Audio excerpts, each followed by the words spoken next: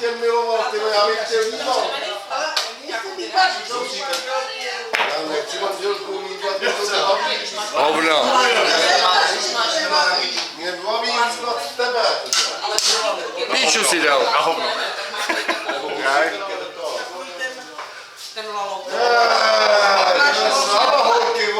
Já nehraju, vole. Pojď, ať mě vystřídáš. Jdeš to točit, jo? Ahoď patku. Vojto, jestli uděláš ostudu, vole, to je hnusný.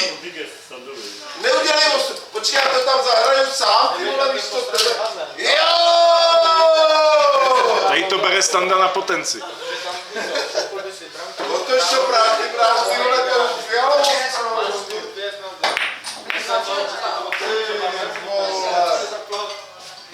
Tak Vojtěz, ještě jestli udělal ostudu, to bych tě nesnášel, ty vole. Jo! Nic! Hezky si to zahrál. Usměj se, vole. Další herečka. Píču dala, vole, svině. Jo, kde, vole. Jak koukáš do toho foťáku, jak vidíš hovno, ty.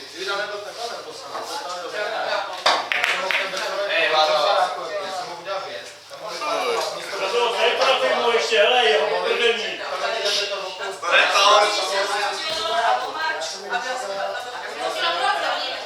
Hele, Sando, hlasiči, hele.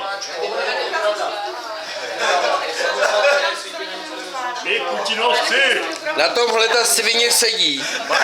Maršan Malinovský. Co je rozhozený? Chodíme na Putinova. Tady. Hezká kunda.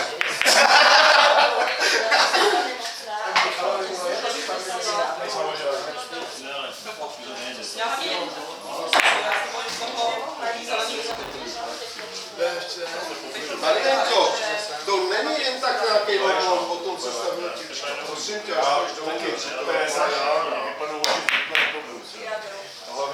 To je bílá. Stahuje. Minimálně 30. No, pojď mi to taky já tě natočím. Tam taky seš. Já nejsem fotogenický. Oni nám to jinak neuvěří, že jsi to točil tady. Maršan Malinovský.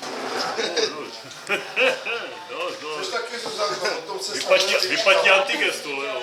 Proto každou kterou naložím ve svých... To jsou ty antikoncepce. Tak když to sežil, mi nestojí měsíc. Ti nestojí stejně, ne? Ti to nemůžu ukázat, tak nekecej. To oni neukazuje, to Zuzanko, pojď, tím to řekneš pak. Teď si ještě jednu vodkou, víš, vole.